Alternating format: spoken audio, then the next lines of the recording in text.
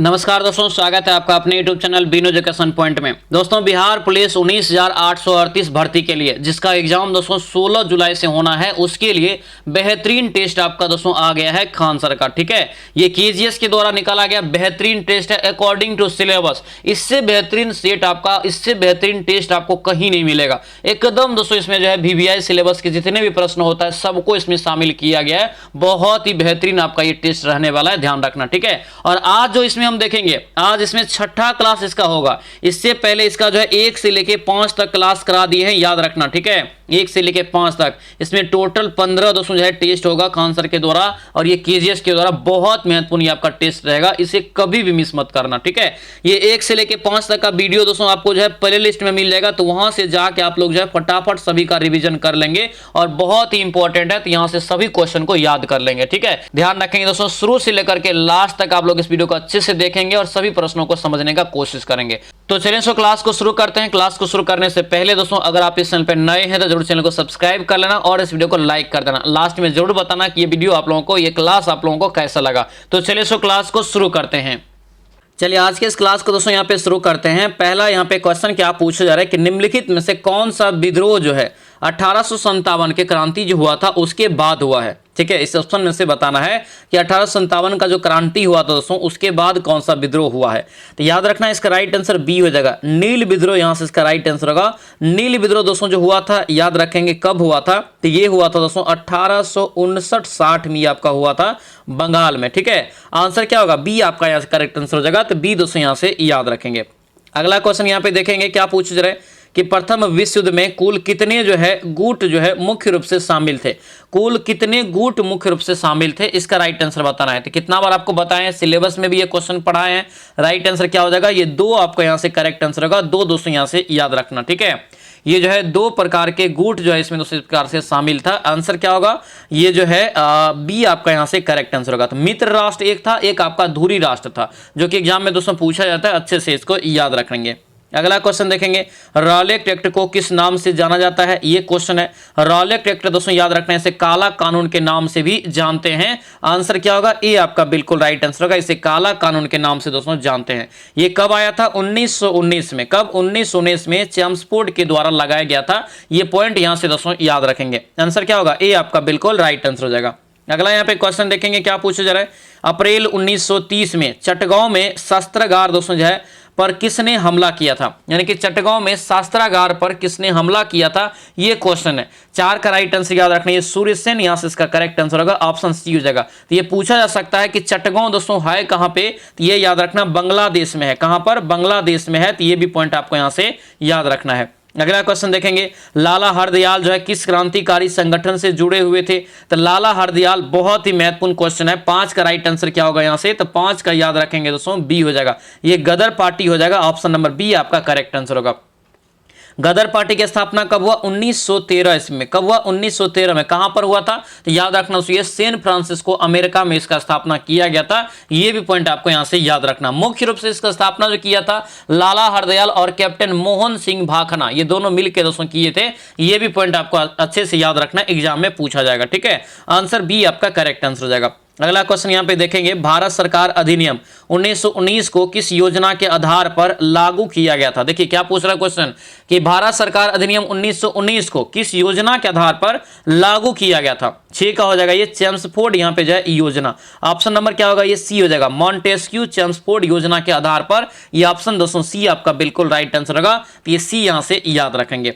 अगला यहाँ पे क्वेश्चन देखेंगे क्या पूछ रहे, चौकीदारी कर के विरोध में बिहार के किस जिले में सबसे पहले आंदोलन हुआ था, ये पूछा जा रहा है। चौकीदारी कर के विरोध में यहाँ पे राइट आंसर क्या होगा यहाँ से, तो ये हो जाएगा सीवान दोस्तों, यहाँ से इसका करेक्ट आंसर होगा, यानी कि बी ऑप्शन इसका बिल्कुल राइट आंसर हो जाएगा। ठीक है, सीवान जिला में चौकीदारी जो है, चौकीदारी कर पर जो है विरोधी आंदोलन का जो है नेतृत्व किसने किया था, तो ये भी अगर एग्जाम में पूछे तो याद रखना गंगा प्रसाद। किसने किया था, गंगा प्रसाद। ये क्वेश्चन आपको बहुत इंपॉर्टेंट रहेगा, ध्यान रखना कि चौकीदारी आंदोलन विद्रोह जो हुआ था दोस्तों जो है सिवान में, इस नेतृत्व यानी कि इस आंदोलन का नेतृत्व किसने किया था, तो गंगा प्रसाद राय ने किया था। तो ये पॉइंट आपको यहां से याद रखेंगे। अगला क्वेश्चन यहाँ पे पूछ रहा है कि भारतीय यहाँ पे जो है सविनय अवज्ञा आंदोलन, क्या है, सविनय अवज्ञा आंदोलन के दौरान छपरा जेल के कैदियों ने क्या विरोध किया था, ये बताना है। छपरा जेल के कैदियों ने सविनय अवज्ञा आंदोलन के दौरान कौन सा विद्रोह वहां पे कर दिया था, तो याद रखना विदेशी वस्त्र पहनने से इनकार कर दिया और नंगी हड़ताल किया था। तो ये भी क्वेश्चन अगर पूछे, देखिए चौकीदारी कर का विरोध अगर आपसे पूछे तो वो सिवान हो जाएगा, लेकिन नंगी हड़ताल अगर आपसे पूछे तो ये क्या हो जाएगा, तो याद रखना ये छपरा हो जाएगा, छपरा जेल। ठीक है, आंसर यहां से क्या होगा, तो ये सी आपका बिल्कुल राइट आंसर होगा। तो सी दोस्तों यहां से ध्यान रखेंगे।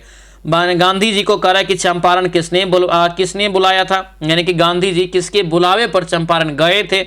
9 का राइट आंसर क्या होगा, तो ये राजकुमार शुक्ल ने दोस्तों जो है निमंत्रण दिया था गांधी जी को कि आप चंपारण आइए एक बार, यहाँ पे जो है नील की खेती के लिए हम लोग को जो है बहुत ज्यादा प्रेरित किया जा रहा है कि आप मतलब एक तरह से 3/20 भाग में नील की खेती कीजिए। ठीक है, उसीलिए दोस्तों जो है आपको क्या कहता है, गांधी जी को राजकुमार शुक्ल ने निमंत्रण देके बुलाया था। और गांधी जी के बारे में क्वेश्चन पूछा जाता है कि गांधी जी के द्वारा भारत में चलाया गया पहला सत्याग्रह कौन सा है, तो यही है, याद रखना, चंपारण सत्याग्रह। और यह भी क्वेश्चन पूछा जाता है कि गांधी जी के द्वारा चलाया गया पहला सत्याग्रह जो सफल रहा कौन सा है, तो यह भी याद रखना चंपारण सत्याग्रह है, याद रखेंगे। 1917 की ये बात है, तो ये भी यहां से पॉइंट को याद रखना इंपॉर्टेंट है। ठीक है, option number C correct answer हो जाएगा।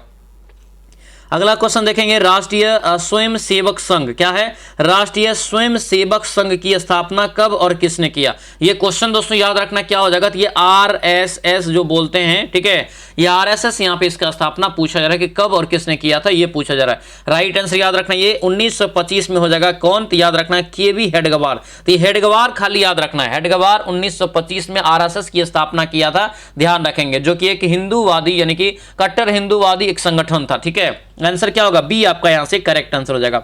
अगला क्वेश्चन यहां पे है, समानता का अधिकार भारतीय संविधान के किस अनुच्छेद में अंतर्गत है, यह बताना है। समानता का अधिकार किस यानी कि भारतीय संविधान के किस अनुच्छेद के अंतर्गत आता है। 11 का राइट आंसर क्या हो जाएगा, 11 का राइट आंसर होगा अनुच्छेद 14 से 18। ऑप्शन नंबर ये ए आपका राइट आंसर होगा। 9th क्लास के सिलेबस में कंप्लीट पहला आपका जो है पॉलिटी में ये सारा हम आपको बताए हैं। ठीक है, और एकदम दोस्तों ये खान सर का जो टेस्ट सीरीज है ये केजीएस के द्वारा जो निकाला गया है बहुत महत्वपूर्ण है, एकदम सिलेबस को फॉलो किया है और दोस्तों क्वेश्चंस को बहुत सिलेक्टेड किया गया है, यानी कि बहुत वीवीआई क्वेश्चन इसमें डाला गया है। ठीक है, आंसर ये ए आपका करेक्ट आंसर हो जाएगा। अगला क्वेश्चन यहां पे देखेंगे, यदि मौलिक अधिकार का उल्लंघन हो तो व्यक्ति सीधे कहां याचिका दायर कर सकता है, ये पूछा जा रहा है। 12 का राइट आंसर दोस्तों क्या होगा, ये बताइए। 12 का याद रखना ये सी हो जाएगा, सर्वोच्च न्यायालय या तो उच्च न्यायालय के अंतर्गत। और इसके लिए दोस्तों जो है रीट जारी किया जाता है। क्या जारी किया जाता है, रीट जारी किया जाता है। टोटल 5 प्रकार के रीट जारी किया जाता है। क्वेश्चन एग्जाम में पूछेगा कि रीट कौन जारी करते हैं, तो याद रखना या तो सर्वोच्च न्यायालय या तो उच्च न्यायालय। दोस्तों याद रखना, पॉइंट इंपॉर्टेंट है, अच्छे से याद रखेंगे। अगला क्वेश्चन यहां पे देखेंगे, सभी यहां पे संविधानों में शक्तियों का प्रवाह किस दिशा में रहा है, ये बताइए। सभी संविधानों में यानी कि जो है सभी संविधानों में शक्तियों का जो प्रवाह है किस दिशा में रहा है। 13 का राइट आंसर बताइए। तो ये केंद्र की ओर रहा है। किस ओर रहा है दोस्तों, ये केंद्र की ओर रहा है। आंसर ये सी आपका यहां से राइट आंसर होगा। तो सी दोस्तों यहां से याद रखेंगे।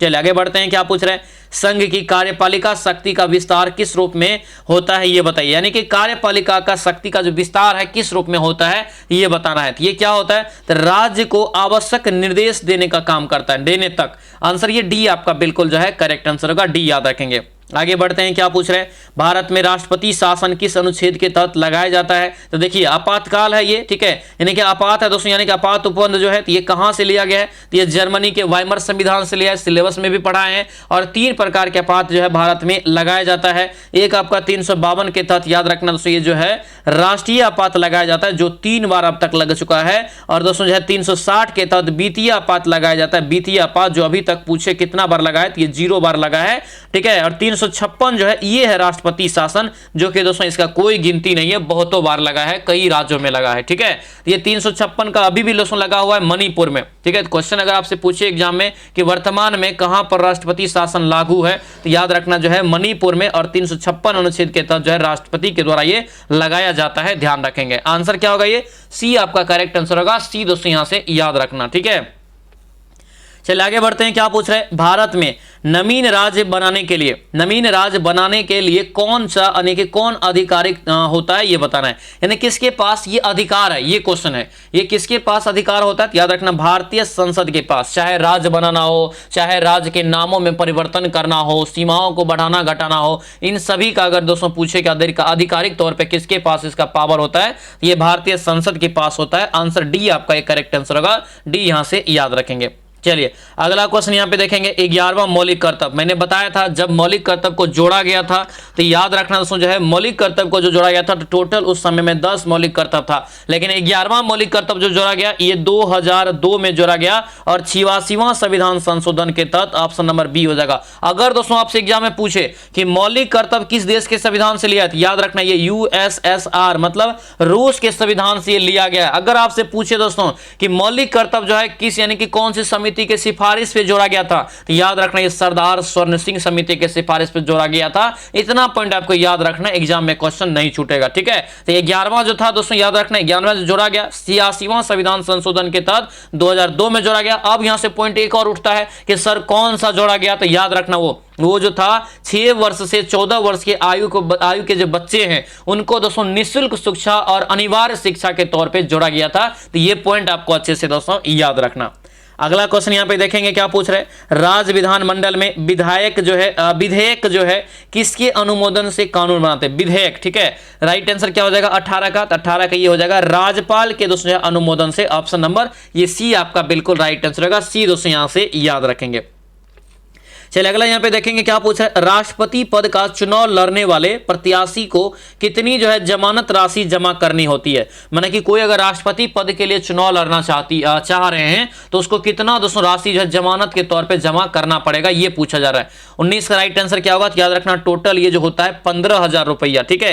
आंसर क्या होगा, ये सी आपका राइट आंसर होगा 15,000 रुपया, और कम से कम दोस्तों जो है 50 प्रस्तावक भी वहां पे चाहिए, याद रखना, या अनुमोदक चाहिए होता है, ये भी यहां से ध्यान रखेंगे, ठीक है। इंपॉर्टेंट है, राष्ट्रपति को अगर पूछे पद से हटाने का प्रावधान कितने अनुच्छेद में, जो कि अक्सर पूछा जाता है, तो याद रखना 61 अनुच्छेद के तहत इसे हटाया जाता है, महाभियोग की प्रक्रिया से हटाया जाता है। और ये महाभियोग की प्रक्रिया जो है किसी भी सदन में लाया जा सकता है, ठीक है, या तो दोस्तों जो है संसद के लोकसभा या राज्यसभा किसी भी सदन में ये लाया जा सकता है, तो ये भी यहां से याद रखना। लेकिन राष्ट्रपति को दोस्तों अगर महाभियोग लगाएंगे जिस राष्ट्रपति पर, उसको 14 दिन पहले जो है इसको इंफॉर्मेशन देना पड़ेगा, ठीक है। तो ये सभी पॉइंट आपको एक एक करके याद रखना है। अगला क्वेश्चन है, निम्नलिखित भारतीय राजनीतिक संस्थाओं में कौन सी संस्था देश के मौजूदा कानून में संशोधन कर सकती है। कौन सी संस्था है जो कि संविधान में राजनीतिक संस्थाएं जो है उनमें संशोधन करने का पावर रखती है, या किसके पास इसका पावर है दोस्तों यहाँ पे, तो अभी बताएं, इसी से रिलेटेड आपका क्वेश्चन है। ये हो जाएगा, देखिए अगर पूछे भारतीय संविधान के राजनीतिक संस्थाओं में कौन सी दोस्तों संस्था है जो देश के कानून में संशोधन कर सकते हैं, तो यहां से राइट आंसर क्या होगा, तो आपका जो है 20 का राइट आंसर दोस्तों हो जाएगा ये सांसद, यहां से इसका करेक्ट आंसर हो जाएगा, क्या होगा ये सांसद, यहां से इसका राइट आंसर होगा डी दोस्तों, यहां से याद रखेंगे। इंपॉर्टेंट क्वेश्चन है, इस सभी चीजों का जो है अगर नाम का परिवर्तन हो, राज्य का दोस्तों अगर पूछे कि बंटवारा करना, फालना चिलना जो भी है, लगभग संशोधन से संबंधित सारा चीज आपको संसद के द्वारा, ऑप्शन नंबर डी आपका करेक्ट आंसर हो जाएगा। मधुबनी पेंटिंग क्या है, मधुबनी पेंटिंग जो है किस प्रकार की शैली में की जाती है, ये बताइए।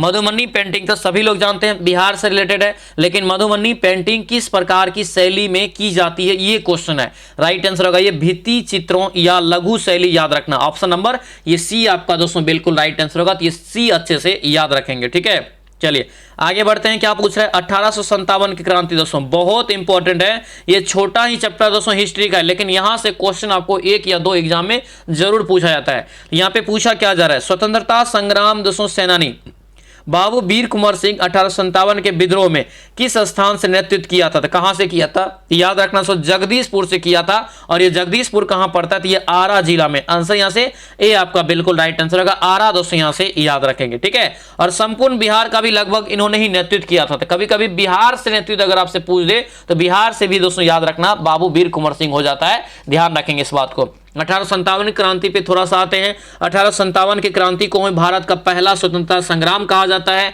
इसकी शुरुआत जो दोस्तों हुआ था, याद रखना 10 मई से इसकी शुरुआत हुआ है 1857 में। कहां से हुआ ये भी पूछा जाता है, याद रखना ये मेरठ से। तो 2 क्वेश्चन यहां से याद रखेंगे, ठीक है। इसकी शुरुआत 10 मई को हुआ था, मेरठ से दोस्तों ये हुआ था, तो ये पॉइंट आपको यहां से ध्यान रखना है।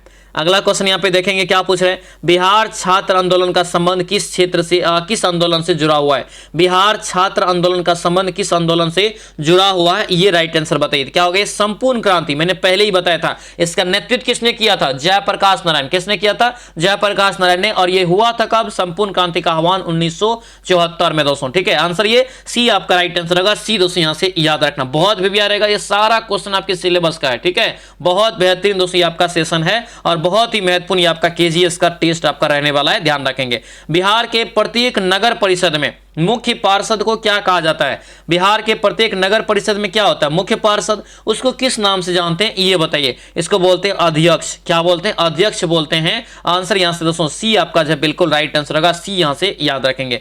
पाटलिपुत्र नगर के प्रशासक का वर्णन जो है किस ग्रंथ में मिलता है। पाटलिपुत्र नगर के प्रशासन का वर्णन अगर आपको जानना है तो इसके लिए अर्थशास्त्र जो है कौटिल्य का, उसके बारे में जानना पड़ेगा। यानी कि चाणक्य के द्वारा या अर्थशास्त्र चाणक्य के द्वारा या विष्णुगुप्त या कौटिल्य, तीनों एक ही नाम है, याद रखना। ठीक है, इनके द्वारा एक रचना किया गया था इस पुस्तक का, उसका नाम था अर्थशास्त्र। उसी में पाटलिपुत्र के नगर, जो पाटलिपुत्र का जो नगर था उसका वर्णन किया है इन्होंने। ठीक है, अच्छे से इसको याद रखना। आंसर ये क्या होगा, तो ये आपका सी दोस्तों करेक्ट आंसर होगा, ध्यान रखेंगे। ठीक है, चाणक्य जो था उस समय दोस्तों चंद्रगुप्त का कौन थे, तो प्रधानमंत्री थे। अगला क्वेश्चन यहाँ पे है, भारत के अधिकांश भाग में किस प्रकार की जलवायु पाई जाती है। कई बार बताएं क्या होगा यहाँ से, तो भारत के अधिकांश भाग में किस प्रकार की, याद रखना उष्ण कटिबंधीय। क्या होगा, उष्ण कटिबंधीय। ऑप्शन नंबर ये सी आपका राइट आंसर होगा, ध्यान रखेंगे। सबसे ज्यादा वर्षा अगर आपसे पूछे कि किस मानसून के कारण होता है, याद रखना दक्षिण पश्चिम मानसून के कारण होता है। ये भी पॉइंट आपको याद रखना है, पूछा जाता है। ठीक है, चलिए, रवि फसल को किस समय बोया जाता है, ये प्रश्न है। रवि फसल को किस समय बोया जाता है दोस्तों, ये बताइए। राइट आंसर क्या होगा, 27 का, याद रखना अक्टूबर से दिसंबर के बीच में, अक्टूबर नवंबर में खास करके ये बोया जाता है। तो ये आपको यहां से ध्यान रखना, अक्टूबर नवंबर में ये बोया जाता है। और दोस्तों जो है अप्रैल जून में या मार्च अप्रैल में दोस्तों इसे काटा जाता है, याद रखना। ठीक है, रवि फसल में कौन कौन फसल आता है, गेहूं हो गया, जौ हो गया, चना, मटर, मसूर, सरसों, ये सभी जो है रवि फसल का मुख्य फसल है। तो ये आपको यहां से याद रखेंगे, जिसमें गेहूं के उत्पादन में याद रखना उत्तर प्रदेश पहले स्थान पे है। और प्रति हेक्टेयर गेहूं के उत्पादन में अगर आपसे पूछे तो पंजाब जो है पहले स्थान पे है। ये सभी पॉइंट को आपको जो एक्स्ट्रा बता रहे हैं अच्छे से याद रखना दोस्तों। एक नोटिस है, एक इंपॉर्टेंट बात है, सभी लोग को सुनना है अच्छे से। प्रहार बैच के बारे में जानकारी लीजिए। प्रहार बैच आपको जो है रिजल्ट देगा, आपको याद रखना इस बात को। जितने भी दिन बचा है ये इनफ है दोस्तों, याद रखना। इसमें जो है 9th और 10th का कंप्लीट आपको ई बुक मिल जाएगा दोस्तों, जो है शॉर्ट नोट मिल जाएगा, जिसको आप अच्छे से रीडिंग करके आराम से एग्जाम दोस्तों पास कर सकते हैं। ठीक है, उसके बाद दोस्तों ध्यान रखेंगे आपको जो है उसके अलावा करंट अफेयर का दोस्तों जो है पूरा पीडीएफ मिल जाएगा, यानी कि एक साल के मंथली करंट अफेयर का मिल जाएगा। बिहार जीके का दोस्तों सब्जेक्टिव प्लस ऑब्जेक्टिव का जो है आपको पीडीएफ मिल जाएगा, ई बुक मिल जाएगा। ठीक है, उसके बाद ध्यान रखना प्रीवियस ईयर का सब्जेक्ट वाइज जो है आपको चैप्टर वाइज जो है सारा पीडीएफ मिल जाएगा। A to Z क्लास है, इस बैच में आपको ज्वाइन करते ही आपको जो है सारा पीडीएफ मिल जाएगा, आंसर में टिक लगा के। ठीक है, आंसर जब टिक लगा के देंगे तो आपको रिवीजन करने में बहुत आसान होगा, क्योंकि समय ज्यादा नहीं है। उसके बाद आपको बैच में ऐड करेंगे, उसके बाद आप लोगों को डेली आपको जो है होमवर्क देंगे याद करने के लिए। ये चीज आप याद कीजिए, यहां से क्वेश्चन आएगा। उसके बाद डेली प्रैक्टिस सेट लगवाएंगे। ठीक है, उसके बाद जितने भी वीवीआई पॉइंट सब होता है वो सारा चीज आपको जो इस बैच में अपडेट होते रहेगा और एग्जाम आपका 100% निकलेगा। ध्यान रखना, इस बैच की प्राइस 250 है दोस्तों, 250 समझिए आपके एग्जाम के लिए ये रामबाण है, ये आपकी वर्दी सपना पूरा कराने वाला है, याद रखना। ठीक है, तो जो अभी तक ये प्रहार बैच नहीं ज्वाइन किए इस नंबर को सेव कर लीजिए, 9341, ठीक है, 542410 ये नंबर है। इस पे आपको व्हाट्सएप मैसेज करना है और लिखना है हमको प्रहार बैच चाहिए, फिर उधर से स्कैनर भेजेगा, उस पे आपको पेमेंट करके अपना नाम और जिला लिख के भेजना है, तुरंत आपको प्रहार बैच में ऐड कर दिया जाएगा। और जितने भी क्लास आपका हुआ है, जितने भी आपको पीडीएफ है, वो सारा हम आपको आंसर लगा के दे देंगे, फटाफट उसका रिवीजन कर लेंगे। घबराने की कोई जरूरत नहीं है, इसमें बेहतरीन रणनीति के साथ पढ़ाया जा रहा है, ध्यान रखेंगे। उसके अलावा भी याद रखना समर्पण टेस्ट सीरीज सभी लोग जानते होंगे। समर्पण टेस्ट सीरीज के तहत 15 टेस्ट सीरीज आपका होगा, ऑनलाइन होगा, जो दोस्तों जो है इसमें फ्री में मिल जाएगा। अगर ओनली समर्पण टेस्ट सीरीज लेना चाहेंगे तो 99 रुपया पेड करके ले सकते हैं। ठीक है, तो ये फायदा है, 250 लेंगे तो समर्पण टेस्ट सीरीज भी आपको फ्री में मिल जाएगा, 15 टेस्ट आपको मिल जाएगा। तभी भी मौका है, आप अपनी तैयारी को और मजबूती से ले सकते हैं और एग्जाम पास कर सकते हैं और वर्दी का सपना पूरा कर सकते हैं। चलिए अब क्वेश्चन पे आते हैं, क्या पूछ रहे हैं यहाँ पे 28 का क्वेश्चन देखिए। भारत में प्रमुख खदान फसल कौन सी सी है जिस पर दोस्तों अधिकांश जनसंख्या निर्भर करती है? अब बताइए भारत में सबसे ज्यादा खाए जाने वाला फसल कौन सा है? कई बार बताया कि भारत में सबसे ज्यादा खाए जाने वाला फसल है वो चावल है, और विश्व में सबसे ज्यादा जो खाए जाने वाला फसल है वो है गेहूं है। ठीक है, तो ये 2 पॉइंट को पहले याद रखेंगे। भारत में पूछे सबसे ज्यादा खाए जाने वाला फसल कौन सा है तो वो है चावल, और विश्व में अगर आपसे पूछे सबसे ज्यादा खाए जाने वाला फसल कौन सा है तो वो गेहूं है। दूसरा पॉइंट एक और याद रखना, बिहार में अगर आपसे पूछे कि सबसे ज्यादा खाए जाने वाला फसल कौन सा है तो वो है दोस्तों याद रखना चावल। ठीक है, तो ये दोनों पॉइंट तीनों पॉइंट को अच्छे से याद रखेंगे। अगला क्वेश्चन यहाँ पे देखेंगे क्या पूछ रहे हैं, दिया यहाँ पे है कि गन्ना की खेती के लिए कौन सी मिट्टी सर्वाधिक उपयुक्त मानी जाती है? गन्ना की खेती के लिए 29 का राइट आंसर बताइए क्या हो जाएगा? तो याद रखना ये गहरी दोमट मिट्टी यहां से इसका करेक्ट आंसर होगा। ऑप्शन जो है सी आपका बिल्कुल राइट आंसर होगा। सी दोस्तों यहां से याद रखेंगे। ठीक है, अगला यहाँ पे देखेंगे भारत में चाय की खेती की शुरुआत जो है सबसे पहले किस क्षेत्र में हुआ था? चाय की खेती की शुरुआत सबसे पहले कहां से हुआ था? तो याद रखना दार्जिलिंग से ही दोस्तों हुआ था। आंसर क्या होगा? ए आपका बिल्कुल राइट आंसर होगा। दार्जिलिंग पश्चिम बंगाल से इसकी शुरुआत हुआ था। तो ये पॉइंट आपको अच्छे से याद रखना। ठीक है, इंपॉर्टेंट है, और ये अंग्रेजों के द्वारा शुरुआत किया गया था। लगभग 1840 ईस्वी के आसपास ये किया गया था, ध्यान रखना। ठीक है, ब्रह्मपुत्र घाटी के किनारे में। और दोस्तों एक पॉइंट याद रखना, चाय के उत्पादन में अगर आपसे पूछे कौन सा राज्य पहले स्थान पे है तो असम जो है ये पहले स्थान पे है, ध्यान रखना। विश्व में चाय के अगर पूछे उत्पादन में विश्व में कौन सा देश पहले स्थान पे है तो वो चीन जो है पहले स्थान पे है। ठीक है, तो पॉइंट सब नोट करना। कॉफी के उत्पादन में अगर आपसे पूछे कि भारत में कौन सा राज्य पहले स्थान पे तो क से कॉफी, क से कर्नाटक। ठीक है, और कॉफी के विश्व में पूछे तो वो है ब्राजील। ये पॉइंट आपको याद रखना है। हरित क्रांति के अंतर्गत मुख्य रूप से किसका उपयोग किया जाता है? हरित क्रांति के मुख्य रूप से दोस्तों जो उपयोग किसका यहाँ पे किया जाता है ये बताना है। तो देखिए हरित क्रांति के अंतर्गत मुख्य रूप से किसका उपयोग किया गया?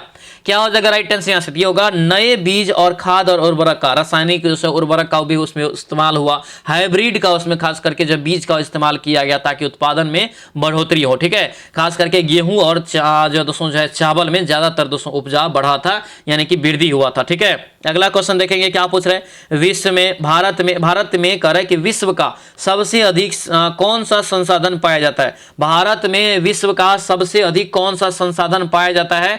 32 का राइट आंसर दोस्तों बताइए क्या हो जाएगा? 32 का राइट आंसर याद रखेंगे सी हो जाएगा पशुधन। यहां से राइट आंसर होगा पशुधन। याद रखेंगे सबसे ज्यादा विश्व में जो है अपना भारत में है, ये पॉइंट आपको अच्छे से याद रखेंगे। ठीक है, सबसे ज्यादा दूध उत्पादन में भी हम लोग जो है अव्वल स्थान पे है, ये भी पॉइंट आपको यहां से ध्यान रखना। अगला क्वेश्चन देखेंगे जीडीपी क्या है? जीडीपी को किस अवधि के दौरान मापा जाता है? जीडीपी को किस अवधि के दौरान दोस्तों मापा जाता है? 33 का राइट आंसर बताइए। तो ये हो जाएगा एक वर्ष में, यानी कि एक लेखा वर्ष होता है, एक वर्ष में जीडीपी को मापा जाता है, याद रखना। ठीक है, ग्रॉस डोमेस्टिक जो है आपको क्या होता है? प्रोडक्ट होता है। ठीक है, याद रखना सकल घरेलू उत्पाद हम लोग इसको हिंदी में बोलते हैं। ये फुल फॉर्म भी कई बार आपको एग्जाम में पूछेगा, ये अच्छे से दोस्तों आपको याद रखना है। ठीक है, ये क्या होता है? तो अपने देश का जो अंदर, यानी कि अपने देश का जितना भी सीमा है, सीमा के अंदर समझिए, अपने देश के अंदर में यानी कि एक समय में जो है क्या होता है तो जितने भी दोस्तों उत्पादित सामान है या अंतिम वस्तुएं होती है, सेवाएं हैं, इन सभी को एक प्रकार से मिलाया जाता है, इसमें ध्यान रखना। ठीक है,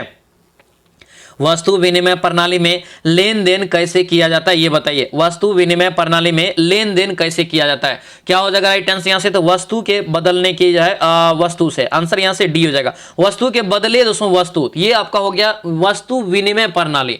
ठीक है, वस्तु के बदले में वस्तु, अगर एक वस्तु आप दे रहे हैं एक हाथ से तो दूसरे हाथ से आप वस्तु ले रहे हैं उसके बदले में। ठीक है, अगला यहाँ पे देखेंगे मुद्रा का उपयोग, मुद्रा का प्रयोग सबसे पहले क्यों प्रारंभ हुआ? आरंभ हुआ था, क्यों आरंभ हुआ था ये बताइए। मुद्रा का प्रयोग जो है सबसे पहले क्यों आरंभ हुआ था, इसका राइट आंसर बताइए। याद रखना ये सी हो जाएगा वस्तु विनिमय प्रणालियों की जो है कठिनाई से बचने के लिए। ठीक है, क्योंकि पहले क्या था, ये सामान लीजिए इसके बदले में हम ये सामान देंगे, लेकिन दोस्तों बाद में क्या हुआ? मुद्रा हुआ। ठीक है, तो क्या हुआ दोस्तों? उस बदले के बदले में आपको पैसा मिलने लगा। आंसर यहां से सी आपका करेक्ट आंसर हो जाएगा। अगला यहाँ पे क्वेश्चन देखेंगे समाज की कुल आय, क्या यहाँ पे है? समाज की कुल आय का उपयोग मुख्यतः निम्नलिखित में से कहाँ किया जाता है ये बताइए। क्या हो जाएगा? 36 का राइट आंसर यहाँ से दोस्तों बताइए। तो 36 का करेक्ट आंसर यहाँ से सी हो जाएगा वस्तुओं और सेवाओं पर खर्च में। आंसर क्या होगा? ये सी आपका बिल्कुल राइट आंसर होगा। तो ये सी अच्छे से याद रखना है। अगला यहाँ पे देखेंगे क्या पूछ रहे हैं, दिया यहाँ पे है कि प्रोफेसर जीड के अनुसार साख क्या है? साख जो है ये क्या है आपको बताना है। साख ये एक ऐसा चीज है दोस्तों कि ऐसा विनिमय कार्य है जो निश्चित अवधि के बाद भुगतान से पूरा होता है। आंसर यहाँ से सी आपका बिल्कुल राइट आंसर होगा। तो सी अच्छे से याद रखेंगे। अगला यहाँ पे क्वेश्चन है, हाल ही में किस अनुसंधान संस्थान ने टीडीपी, क्या है TDP-1, ठीक है, को कैंसर उपचार के लिए संभावित लक्ष्य के रूप में पहचाना है, ये बताइए। तो ये हो जाएगा बी, इंडियन एसोसिएशन फॉर यहाँ पे कल्टीवेशन ऑफ साइंस, कोलकाता हो जाएगा आंसर यहाँ से बी आपका बिल्कुल राइट आंसर होगा दोस्तों। तो ये बी आपको यहाँ से याद रखना, TDP-1 यहाँ से याद रखेंगे। चलिए अगला यहाँ पे क्वेश्चन देखेंगे दोस्तों, क्या पूछा जा रहा है कि नवीन राम गुलाम किस देश के प्रधानमंत्री चुने गए। बहुत बेबिया क्वेश्चन रहेगा, याद रखना इसको, आएगा दोस्तों, ठीक है, एग्जाम में। रवीन नाम यानी कि नवीन जो है राम गुलाम किस देश के प्रधानमंत्री चुने गए, तो याद रखना मॉरिशस यहाँ से इसका करेक्ट आंसर होगा, ऑप्शन नंबर डी आपका राइट आंसर होगा, डी दोस्तों यहाँ से याद रखेंगे। चलिए अगला यहाँ पे देखेंगे, क्या पूछा जा रहा है कि रमोना, देखिए ये सभी जो नेशनल पार्क होगा ये आपको कुछ न कुछ वहाँ पे होते रहता है, जो दोस्तों वहाँ पे होता है वो चर्चाएं में रहता है, वो सभी ज़्यादा आपको नेशनल पार्क एग्जाम में पूछा जाता है, तो उसको आप अच्छे से याद रखेंगे, ठीक है। देखिए रमोना नेशनल पार्क किस राज्य में स्थित है, तो रमोना नेशनल पार्क याद रखना, ये अरुणाचल प्रदेश में दोस्तों है, ऑप्शन नंबर बी आपका ये करेक्ट आंसर हो जाएगा, ठीक है। और यही नेशनल पार्क है जो दोस्तों भूटान और जो है अरुणाचल प्रदेश के बीच जो है मतलब सीमा पे है, आंसर क्या होगा, ये बी आपका राइट आंसर होगा, बी यहाँ से याद रखना। खास करके कह सकते हैं कि रमोना नेशनल पार्क भारत और भूटान के बीच है, ध्यान रखेंगे इस बात को, ठीक है। अगला क्वेश्चन यहाँ पे है कि फरवरी 2025 में किस राज्य सरकार ने क्लीन मोबाइल यानी कि जो है मोबिलिटी पॉलिसी 2025-30 जो है लॉन्च किया है, क्या हो जाएगा 41 का राइट आंसर, तो ये सी हो जाएगा कर्नाटक, क्या होगा कर्नाटक, यानी कि सी ऑप्शन इसका करेक्ट आंसर हो जाएगा। अगला यहाँ पे क्वेश्चन है कि निम्नलिखित में से किसने जो है रावण वध की रचना किया है, रावण वधम की रचना किया है, ये बताइए, क्या हो जाएगा राइट आंसर यहाँ से 42 का दोस्तों, तो 42 का करेक्ट आंसर ए हो जाएगा भट्टी, क्या होगा ये भट्टी, यहाँ से इसका करेक्ट आंसर होगा ऑप्शन नंबर ये जो है ए आपका बिल्कुल राइट आंसर होगा, ठीक है। भट्टी ने जो है दोस्तों रावण वधम की जो है रचना किया है, याद रखेंगे, ठीक है। अगला क्वेश्चन देखेंगे, क्या पूछ रहे दिया यहाँ पे कि टाइम मैगजीन की वुमेन ऑफ इंडिया 2025 की सूची में शामिल होने वाली एकमात्र महिला कौन है, ये बताइए। 43 का राइट आंसर क्या हो जाएगा, तो 43 का राइट आंसर यहां से हो जाएगा, याद रखना पूर्णिमा देवी वर्मन, क्या होगा ये पूर्णिमा देवी वर्मन, यहां से इसका राइट आंसर हो जाएगा, तो ये पूर्णिमा देवी वर्मन यहां से दोस्तों वर्मन यहां से याद रखेंगे। चलिए आगे बढ़ते हैं, क्या पूछ रहे हैं, हाल ही में करा किस यहाँ पे जो है अंतरिक्ष संगठन ने यहाँ पे SPHEREX, ठीक है, एस्पेरेक्स और पंच अंतरिक्ष मिशन यहाँ पे जो है लॉन्च किया है। 44 का राइट आंसर यहाँ से क्या हो जाएगा, तो 44 का सी होगा दोस्तों, ये national aeronautic and space administrator यहाँ से इसका करेक्ट आंसर होगा, यानी कि नासा, और ये नासा कहाँ का है, तो ये अमेरिका का दोस्तों है, याद रखेंगे। आंसर क्या होगा, ये सी आपका बिल्कुल राइट आंसर होगा। और ये जाक्सा जो होता है, कभी कभी क्या होता है जाक्सा पूछ देगा कहाँ का अंतरराष्ट्रीय संगठन है, तो ये हो जाएगा जापान का। नासा पूछ दिया तो कहाँ का हो जाएगा, याद रखना ये अमेरिका का हो जाएगा। ESA पूछ दिया तो यूरोपीय संघ हो जाएगा, यूरोपीय संघ का, ठीक है। और इसरो अपना भारत का है, ठीक है। अगला यहाँ पे क्वेश्चन देखेंगे, आर्मी कमांडर्स कॉन्फ्रेंस 2025 कहां आयोजित की गई, ये बताइए। बहुत भी क्वेश्चन रहेगा, ध्यान रखना, ठीक है। तो करंट अफेयर का क्लास याद रखना एक बात, ठीक है। आपको जितने भी दोस्तों जो है टेस्ट सीरीज में आपको हम पढ़ा रहे हैं, जैसे KGS का दोस्तों जो है टेस्ट में हो गया जैसे करंट अफेयर, और उसके बाद समर्पण टेस्ट में जो हो गया करंट अफेयर, उनको भी एक जगह पे कलेक्ट करना है, ठीक है। करंट अफेयर को अलग कॉपी में लिख देना है ताकि आप वहां से भी रिविजन इसको कर लेंगे, ठीक है। बाकी आपको हम संडे पूरा कवर करा रहे हैं, तो ज्यादा टेंशन लेने की जरूरत नहीं है। आर्मी कमांडर्स कॉन्फ्रेंस 2025 कहां आयोजित किया जा रहा है, बताइए। 45 का राइट आंसर क्या हो जाएगा, तो ये होगा नई दिल्ली में। कहां पर, नई दिल्ली में, ऑप्शन नंबर सी आपका ये राइट आंसर होगा, सी दोस्तों यहां से याद रखना। तीनों जो दोस्तों सेनाओं होता है उसका प्रमुख कौन होता है, तो याद रखना भारत के राष्ट्रपति होते हैं। अगला यहाँ पे क्वेश्चन है, विंग्स ऑफ फायर, क्या है, विंग्स ऑफ फायर जो है किस भारतीय वैज्ञानिक की प्रसिद्ध आत्मकथा है। विंग्स ऑफ फायर किस भारतीय वैज्ञानिक की प्रसिद्ध आत्मकथा है, ये कई बार आपको हम बताए हैं, क्या हो जाएगा राइट आंसर यहाँ से, तो ये APJ Abdul Kalam, doctor APJ Abdul Kalam यहाँ से इसका करेक्ट आंसर होगा, जो कि पूर्व राष्ट्रपति भी रह चुके हैं भारत के, तो याद रखना। वैज्ञानिक भी बहुत बड़े वैज्ञानिक रहा है, ठीक है, मिसाइल मैन के नाम से भी इसको जानते हैं। आंसर यहाँ से क्या होगा, ये सी आपका यहाँ से करेक्ट आंसर होगा, सी दोस्तों यहाँ से याद रखना। बहुत महत्वपूर्ण प्रश्न है, ध्यान रखेंगे, ठीक है। अगला क्वेश्चन है, बैसागु, क्या है, बैसागु उत्सव जो है निम्नलिखित में से किस राज्य में मनाया जाता है। बैसागु उत्सव निम्नलिखित में से किस राज्य में मनाया जाता है दोस्तों, यहाँ पे तो हो जाएगा अरुणाचल प्रदेश, राइट आंसर होगा, ठीक है। ये ऑप्शन जो है बी आपका करेक्ट आंसर हो जाएगा। अगला यहाँ पे देखेंगे, सलहेस, सलहेस जो है त्योहार किस राज्य में मनाया जाता है? सलहेस त्योहार किस राज्य में मनाया जाता है? तो याद रखना अपना प्यारा बिहार, ऑप्शन नंबर ये डी आपका करेक्ट आंसर होगा, डी याद रखना, ठीक है। ध्यान रखेंगे जो है आपको आज से मैराथन क्लास जो है 2 बजे से दोस्तों शुरू होगा, उसमें बिहार स्पेशल से हम लोग शुरुआत करेंगे और बिहार स्पेशल में जो पहला मैराथन क्लास होगा वो होगा बिहार की भौगोलिक संरचना और उसके साथ में आपका हिंदी का भी प्रश्न उसमें आपका रहेगा। जैसे इंपॉर्टेंट चैप्टर दोस्तों जो होता है हिंदी का उसमें हम पूरा ऐड कर लेंगे, ठीक है। तो आपको उसका भी टेंशन नहीं लेना है। महा मैराथन क्लास से 2 बजे सभी लोग जरूर जुड़ेंगे, बहुत महत्वपूर्ण ये क्लास आपका रहेगा। लाइव क्लास दोस्तों 2 बजे दोपहर में आएगा, ध्यान रखना, ठीक है। चलिए सलहेस, सलहेस त्योहार किस राज्य में हो जाएगा? तो ये अपना बिहार हो जाएगा, ऑप्शन नंबर ये डी आपका क्या हो जाएगा? करेक्ट आंसर था, ठीक है। तो डी यहां से याद रखना, खास करके ये मिथिला क्षेत्र में दोस्तों मनाया जाता है, तो ध्यान रखना। अगला क्वेश्चन है किस उत्सव के दौरान केरल के वेम्बनाड झील, क्या है? केरल के वेम्बनाड झील पर कुमार कोम नाम जो है दौड़ होती है, ठीक है। कुमार कोम नाम जो है नामक एक दौड़ होती है, ये पूछा जा रहा है। तो 49 का राइट आंसर याद रखना ये ओनम हो जाएगा, ठीक है। ये ओनम उत्सव जो मनाया जाता है कहां पर? तो ओनम मनाया जाता है याद रखना केरल में, कहां पर? ये केरल का त्योहार है, याद रखेंगे, ठीक है। ऑप्शन नंबर डी आपका करेक्ट आंसर हो जाएगा। अगला यहां पे देखेंगे निम्नलिखित में से कौन सी नृत्य शैली जो है उन महिलाओं की व्यथ्या को दर्शाती है जिनके जीवन साथी गृह से दूर चले जाते हैं, गृह से दूर चले जाते हैं। इसका राइट आंसर याद रखना बिरहा हो जाएगा। क्या होगा ये? बिरहा, ऑप्शन नंबर बी आपका ये करेक्ट आंसर होगा। बिरहा दोस्तों यहां से याद रखना, ठीक है। बिरहा यहां से नृत्य हो जाएगा, ध्यान रखेंगे। आगे बढ़ेंगे, क्या पूछ रहे हैं? दिया है कि 76वें गणतंत्र दिवस पर जो है किस राज्य ने जो है सर्वश्रेष्ठ झांकी का पुरस्कार जीता? ये क्वेश्चन भी आपको एग्जाम में छप गया है, ये अच्छे से याद रखना। ये उत्तर प्रदेश यहां से इसका राइट आंसर होगा। क्या होगा ये? उत्तर प्रदेश दोस्तों हो जाएगा, ऑप्शन नंबर ये ए आपका राइट आंसर होगा। ए दोस्तों यहां से याद रखना, ठीक है। अगला यहाँ पे क्वेश्चन देखेंगे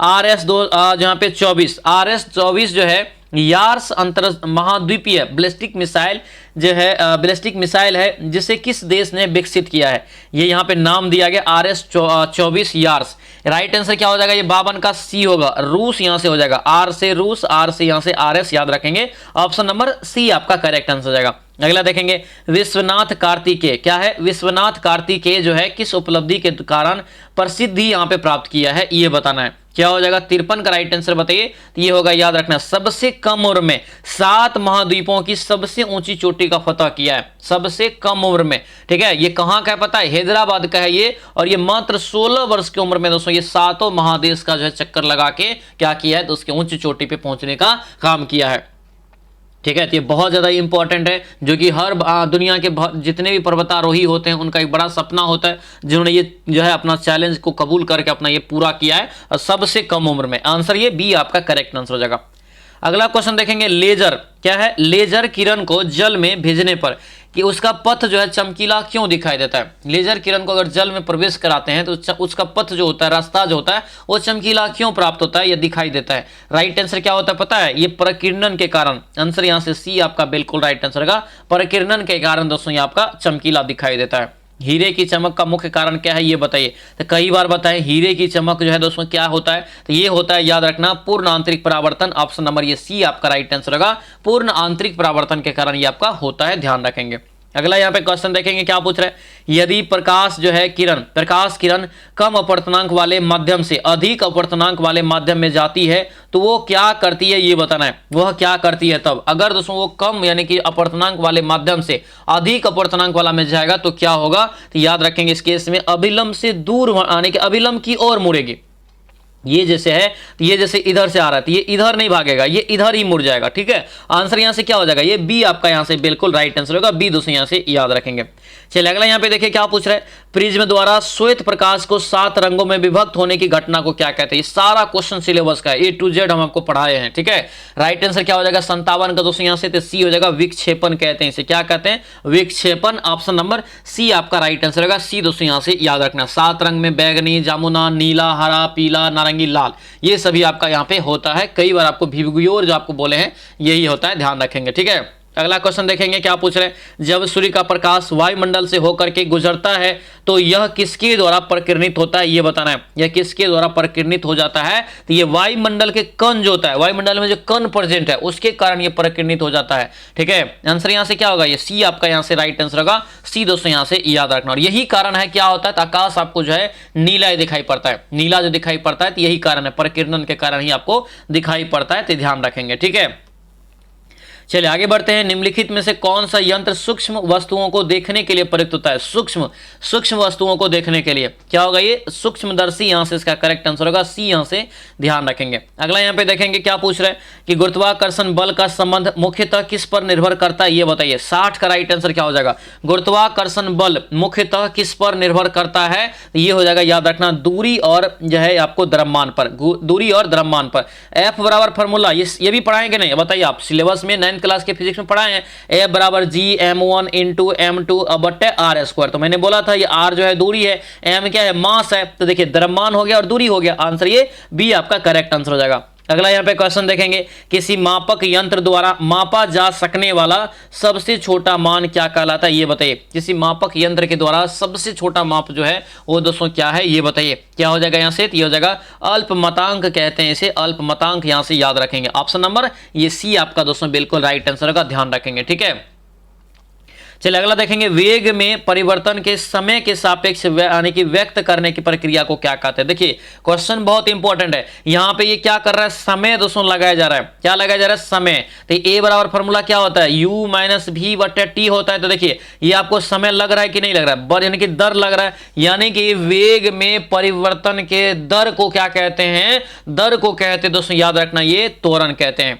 ठीक है, क्या कहते हैं, त्वरण कहते हैं। ठीक है, आंसर क्या हो जाएगा, ये सी आपका यहां से करेक्ट आंसर होगा। इसका जो एसआई मात्रक होता है मीटर प्रति सेकंड स्क्वायर होता है, क्या होता है, मीटर प्रति सेकंड स्क्वायर होता है, और वेग का होता है मीटर पर सेकंड होता है। तो ये सभी पॉइंट को आप अच्छे से याद रखेंगे। अगला क्वेश्चन देखेंगे, क्या दिया है, प्रेक्षेय, क्या है, प्रेक्षेय गति को किन दो घटकों में विभाजित किया जाता है, ये बताना है। 63 का राइट आंसर यहां से क्या हो जाएगा, 63 का करेक्ट आंसर सी हो जाएगा, क्षैतिज और ऊर्ध्वाधर। ठीक है, क्षैतिज और ऊर्ध्वाधर यहां से ध्यान रखेंगे।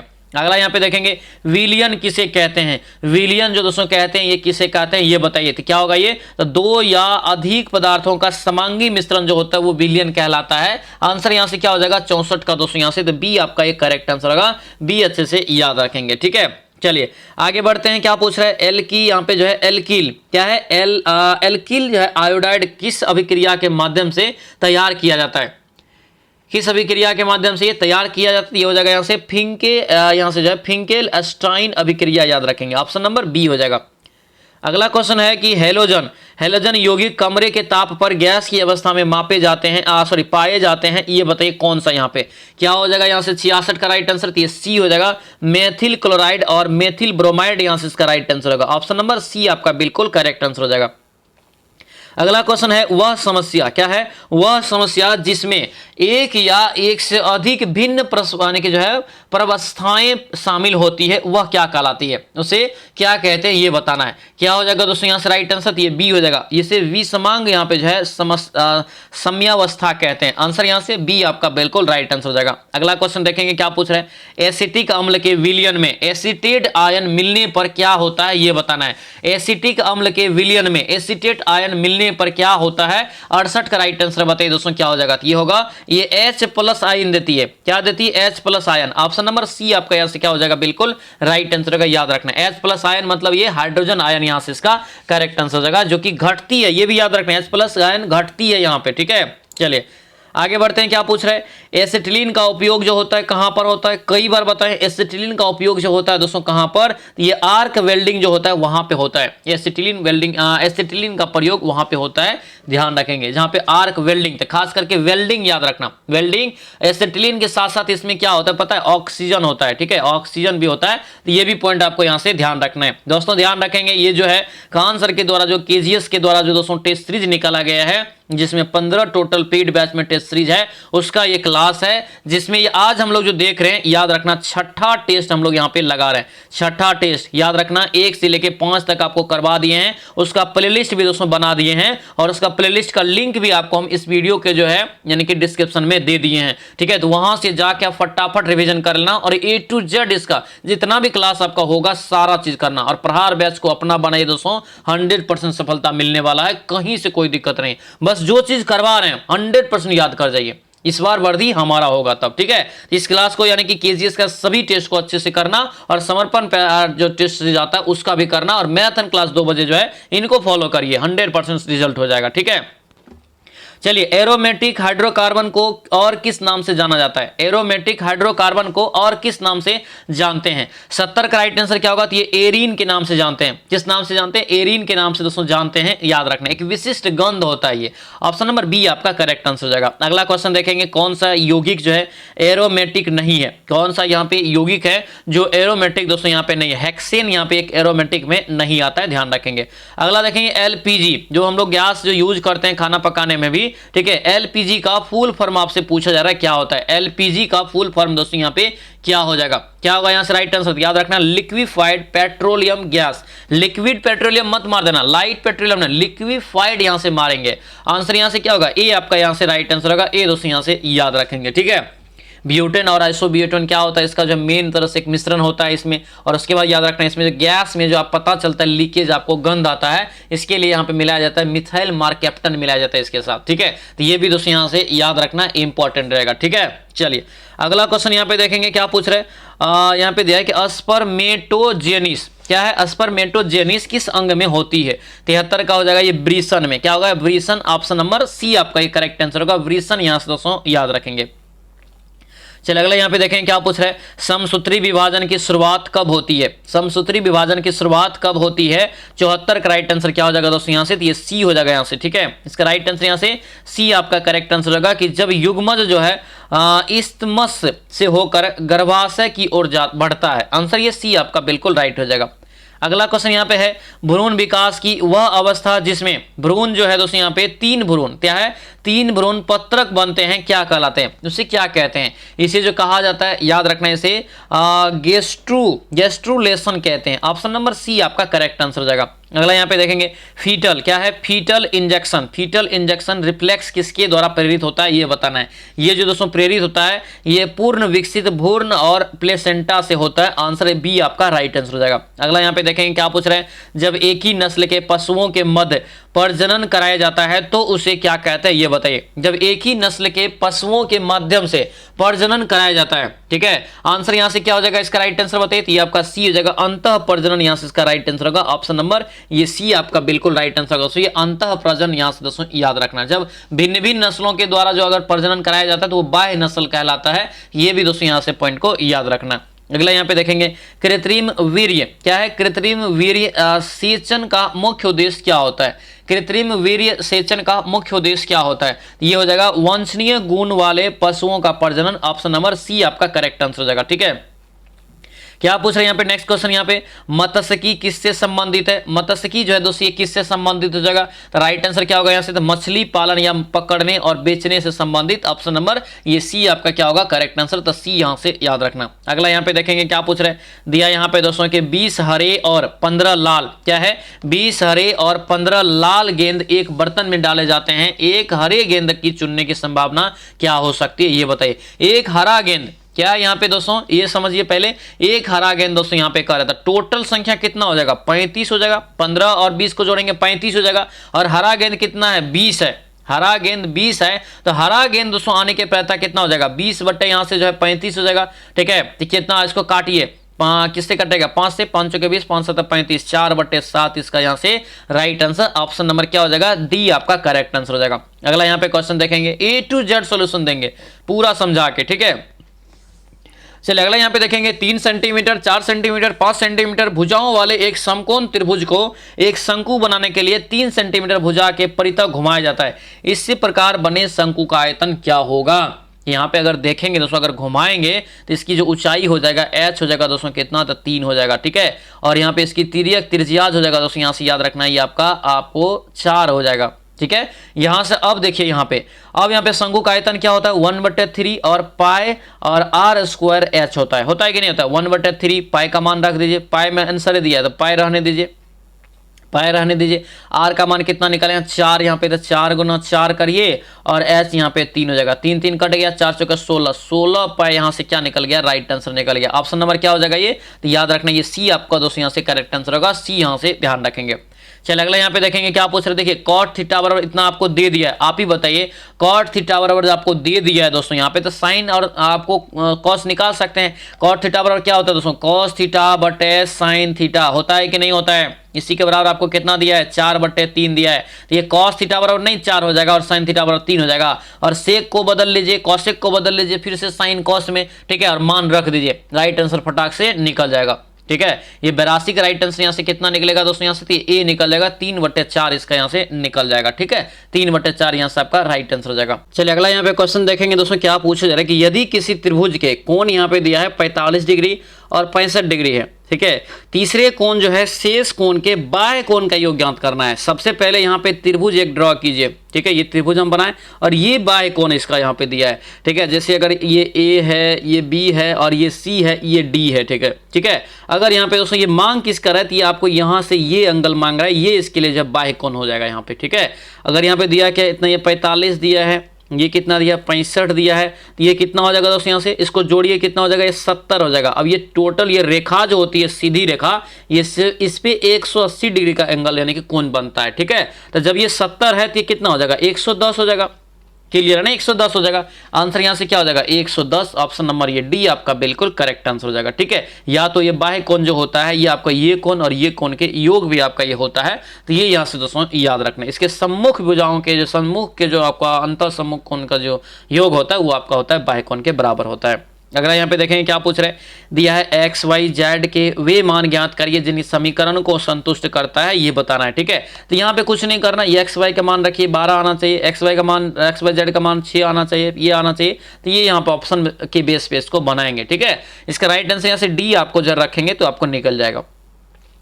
अगला यहाँ पे है कि यदि समीकरणों, यहाँ पे जो समीकरण 2x + y = a है, 8x + by = 12 है, अनंत हल है, ये भी दिया है अनंत हल है दोस्तों ये। ठीक है, तो अनंत हल यहाँ पे अगर है तो b का मान का योग कितना होगा ये आपको दोस्तों यहाँ पे बताना है। ठीक है, b के मान का योग यहाँ पे कितना होगा। ठीक है, इसका राइट आंसर निकलेगा 85 का। देखिए अनंत हल के लिए क्या होता है पता है, ये तीनों बराबर हो जाता है तब, यानी कि a1/a2 होता है, b1/b2 होता है, बराबर जो है c1/c2 होता है। ठीक है, तो अब यहाँ पे क्या करेंगे, जैसे ये a हो गया, ये b हो गया, ये c हो गया, ये हो गया, इस प्रकार से ये बराबर करके यहाँ से आपको जो है b का मान दोस्तों निकाल, a और b का योग निकाल लेना है, आपको आराम से निकल जाएगा।